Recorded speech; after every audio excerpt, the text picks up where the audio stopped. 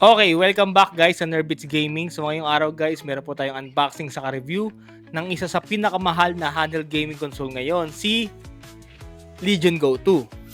So check natin guys kung anong meron sa handheld console na to. Pero bago tayo mag-start guys, kung naghahanap po kayo ng handheld console na may kasama ng games, available sa atin yan guys. Meron po tayong Switch OLED, Steam Deck, Xbox Ally X, ROG Xbox Ally, MSI Klo. PM lang kayo sa ating page guys, Nerbits TV. So, nag-ship po tayo guys nationwide tsaka international. So, kung meron kayong mga questions and inquiries guys, PM lang kayo sa ating Facebook page. So, tara guys, unbox na natin. Nerbits Gaming, let's go! Where gamers buy and players grow. Nintendo, Steam Deck, ROG Ally, Nerbits, get more legit, fly high. Looking for a console, we got your play. Nintendo Switch, enjoy your day. Steam Deck, power dialing kahit saan. Gaming on the go, walang hanggan. Legend Go performance solid. ROG Rely speed is loaded. MSI Cloud and Pro at casual. Nerbits, legit at the presyo tol. Buy and play some Nerbits Gaming. Best deals, legit selling. Switch, Steam Deck, ROG Ally, masaya ka, wala nang try. Buy and play some Nerbits Gaming. Quality gear, no scamming. Legend Go, MSI Clo, panalo ka, Nerbits na to. Okay, so ito na guys, yung ating Legion Go 2. So, ang laki guys, no? And medyo may kabigatan. So, check muna natin guys yung mga button. So, syempre guys, dito sa left side, meron tayong D-pad. Tapos yung ating analog with RGB po yan. Tapos, meron tayong buttons dito. And then sa kabilang side guys, yung ating trackpad, analog syempre, with RGB din. Tapos meron tayong Y, X, A, B, and then yung ating dalawang button dito. Sa ibabaw guys, meron tayong power button dito, and then yung ating exhaust, volume control, tapos yung ating Type-C port. And then meron po tayong button syempre sa ibabaw, yung ating LB tsaka LT button. Sa kabilang side guys, yung RB tsaka RT button. Sa ilalim guys, ay ng ating micro SD card slot. Tapos isa pa guys na charger. Tapos meron po tayong headset port. And then ito yung likod niya guys. So sa likod guys, meron din po tayo rito parang exhaust. Actually ano ata to? Intake. So dito guys papasok yung dito niya inihigop yung hangin. Tapos dito niya guys ilalabas. So parang sa mga ano guys, sa mga PC natin. Tapos sa likod ng controller natin guys, meron po tayong shortcut button dito. Ayan, dalawa. Tapos sa kabilang side, meron din guys, ayan, dalawa. Tapos sa ilalim guys, meron po tayong lock para sa ating controller kasi detachable pa rin po yan. So, tanggalin natin. Ayan. Sa kabila. Ayan. Tapos check natin guys yung kanyang Legion Space. So, click na natin to guys. Okay, so ito guys yung itsura ng ating Legion Space. So ayan, meron po tayong store, library, settings, controllers, Legion Store, tsaka yung profile. So sa ano guys, sa controllers, so ayan, pwede nyo customize guys yung mga ano natin. Buttons, RGB, button mapping, so nandiyan siya lahat. Tapos sa settings guys, dito nyo po makikita yung performance, display, audio, disk and drivers, at tapos yung kanyang general. So dito guys, importante to sa disk and drivers. So dyan yung makita guys yung mga latest update ng ating Legion Go 2. Sa library niya guys, so dyan yung makita guys mga game na naka-installed. So para siyang ano guys, para siyang SteamOS, parang ganon, na makikita mo yung games tapos may store kung saan pwede kang bumili po ng mga games. Tapos dito guys, yung iba niyang pang settings para sa performance. Okay, so pag-usapan naman natin guys yung specifications ni Legion Go 2. Okay, so una guys, si Legion Go 2 is meron po siyang 8.8 1920 by 1200 OLED screen. Meron din po siyang 144Hz at supported po siya ng VRR at HDR. Sa memory naman guys is meron po tayong 32GB of RAM. Sa storage naman guys is meron po tayong 1TB internal storage at expandable po siya hanggang 1TB to 2TB.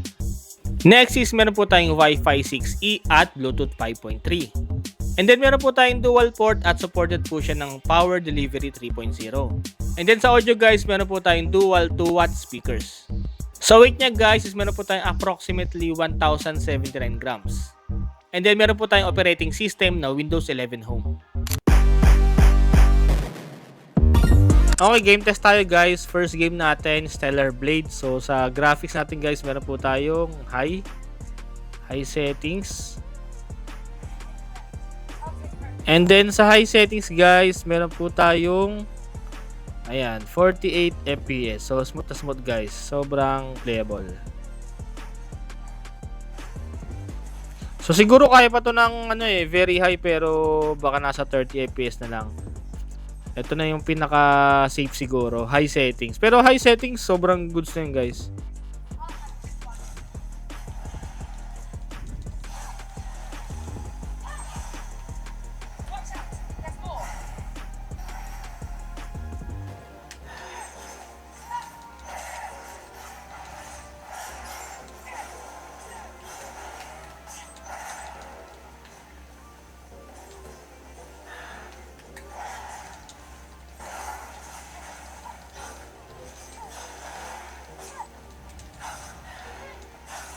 Next game natin guys, this is Pragmata. So yung ating graphic settings is lang siya guys, naka-balance lang.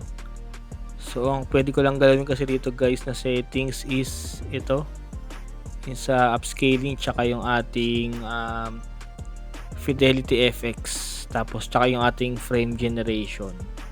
So yung iba guys naka-balance na. So try natin guys. So dito guys, meron po tayong 78 FPS. So syempre yan guys, sobrang smooth yan.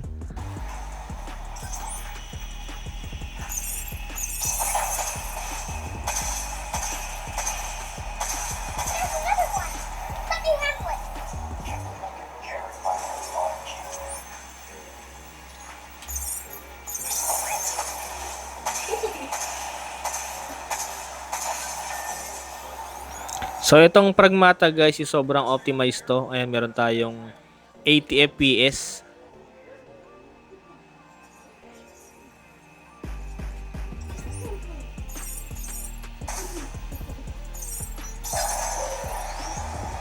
Okay, next game natin guys, Forza Horizon 6.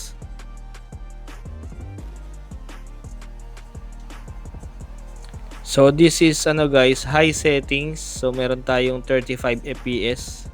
So dito guys, yung graphics niya nag-auto detect lang siya. So kusa siya nag-high settings. So ibig sabihin kaya naman ng ating Legion Go 2 yung graphic settings na high dito sa Forza Horizon 6.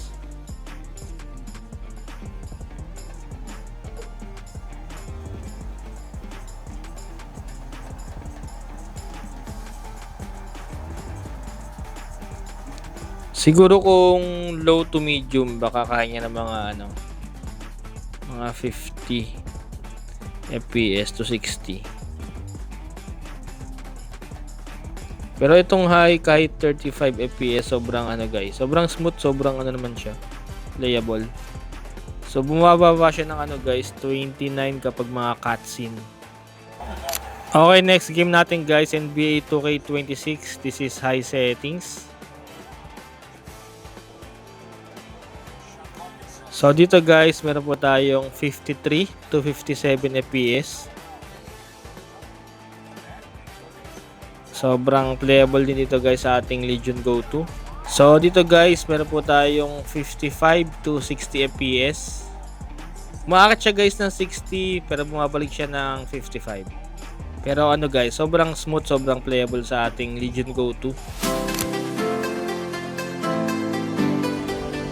Okay, so ayun guys yung ating unboxing at gameplay ng ating Lenovo Legion Go 2. So ang tanong guys, sulit nga ba yung ating Legion Go 2? So bago ko sagutin yan guys, pag-usapan muna natin yung pros and cons niya. So meron akong 4 na pros para dito guys. So first is yung kanyang display. Si Legion Go 2 is meron po siyang 8.8 AMOLED screen. Bukod doon is meron pa siyang HDR support at meron din po siyang 144Hz na refresh rate. So using Legion Go 2 guys na merong 8.8 AMOLED screen, so mas na-enjoy ko guys yung ating paglalaro dito, no? Kasi before guys, nagamit ko na is ROG Ally X, yung 7 inch, tapos meron din po tayong MSI Clo A8 na 8 inches. So itong Legion Go 2 na guys, yung pinakamalaki niya na gamit ko, no, 8.8. Grabe, sobrang enjoy guys sa gaming, sa pagbabrowse, and then sa lahat ng pwedeng mong magawa sa Legion Go 2. Sobrang ano guys, sobrang solid ng 8.8 inches Super AMOLED screen. And sobrang solid din guys nung kanyang multitasking kasi nga meron tayong 144Hz na refresh rate. And then second guys, yung kanyang pagiging detachable controller. Kasi 'di ba before guys sa ating Legion Go 1, yung OG is detachable controller. Buti na lang guys, no, hindi nila binago or inalis yung feature na yon. And then mas maganda na guys yung grip niya, at syempre yung ating analog joystick guys, no, is Hall effect na po siya. And maganda guys is compatible pa rin siya guys sa Legion Go 1. For example, gagamitin nyo guys yung ating controller ng Legion Go 2 tapos ikakabit nyo guys sa OG Legion Go 1 is compatible pa rin po siya. And then sa performance guys, from Legion Go 1 na Z1 Extreme to Legion Go 2 na Z2 Extreme, para sa akin sobrang laki guys nung diferensya sa performance. For example guys, sa NBA 2K26 using Legion Go 1 yung Z1 Extreme is talagang hirap siya kahit naka low settings. Hindi may iwasan guys yung frame drops, yung mga pitik. Unlike dito guys sa Z2 Extreme is kaya niya guys hanggang high settings, smooth up to 55 to 60 FPS. And then syempre hindi pa rin nila inalis guys yung FPS mode. Isa to guys sa mga pinakamagandang features ng Legion Go, no, yung kanyang FPS mode, kung saan syempre mas mai-enjoy nyo or mas madali maglaro ng mga FPS games, mga shooting games dito sa ating Legion Go 2 na hindi mo makikita guys sa ibang handheld gaming console. So ayun guys yung aking 4 na pros sa Legion Go 2. So punta naman tayo guys sa cons niya. Una guys, yung kanyang bigat. Meron siyang 920 grams, sa talagang sobrang bigat niya guys. Parang ito na ata yung pinakamabigat na handheld console na nagamit ko guys. As in, ilang minuto ka pa na naglalaro using Legion Go 2 is talagang mga awit ka or mga alay ka. Na para sa akin is hindi mo na siya pwedeng matawag na handheld gaming console kasi nga syempre pag handheld syempre parang for example Nintendo Switch, kahit ilang oras mo siya gamitin guys, diba, hindi siya nakakangawit. Pero dito guys sa ating Legion Go 2, mabigat talaga siya guys. So since mabigat nga siya guys, pwede nyo naman gamitin guys yung kanyang kickstand, tapos tanggalin nyo yung controller para magamit siya ng wireless. Next is yung kanyang software at thermal. So since Windows 11 guys si Legion Go 2, no, so talagang sa UI hindi nyo talaga ma-feel yung gaming experience unlike sa SteamOS, diba? Talagang pagbukas mo, games na agad. So using Windows 11 guys, talagang mag-adjust ka, especially galing ka ng SteamOS. Unlike sa SteamOS, diba guys, pagbukas nyo ng device natin is bubungad agad yung games. So sa atin guys sa Windows 11 is pag open mo syempre as in para kami dalang laptop, pero pwede naman kayong gumamit guys ng mga launcher para mas magmukhang gaming device yung ating unit. At last, syempre guys, yung kanyang presyo na napakamahal, no. So ang presyo nito guys is nag-range po siya ng 100k pataas. Actually guys, nung na-release to before, ang range niya nasa 70k plus, mga ganon. So nagtaas siya guys, syempre nung shortage sa stock, tapos sumabay pa siya rin sa mga guys, price hike na mga SD card, mga RAM, mga SSD. So umabot siya ngayon guys ng 100k plus. So ganun kataas guys yung presyo niya. Kasi para sa akin guys, so 100k plus talagang hindi ako bibili ng handheld console para sa isang device na limited pa rin. I mean limited na hindi ka makakapag 4K, hindi ka makakapaglaro ng ultra high sa lahat ng games. So para sa akin 100k is medyo sobra na para sa handheld console. Siguro for me mga 50 to 60 yan pwede pa. Kasi sa 100k guys, pwede ka nang bumili ng second hand na PS4 Pro. Tapos yung matitira, pwede kang bumili ng Steam Deck or ROG Xbox Ally na second hand. So for me lang yun guys kasi nga, syempre 100k tapos Z2 Extreme lang naman siya, hindi naman siya RTX 5070, di ba?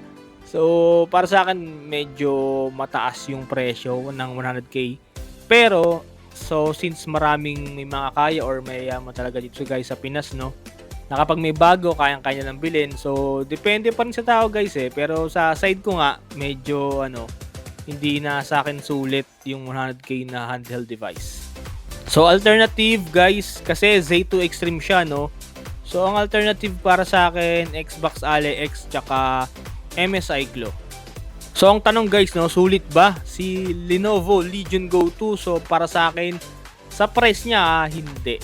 Okay, so ayun guys, dyan natapos ang ating unboxing saka review ng ating bagong-bagong Lenovo Legion Go 2. At syempre guys, kung naghahanap po kayo guys ng mga handheld device na may kasama ng game, so available sa atin yan guys. Message lang po kayo sa ating Facebook page, Nerbits TV. Thank you for watching guys, and happy gaming!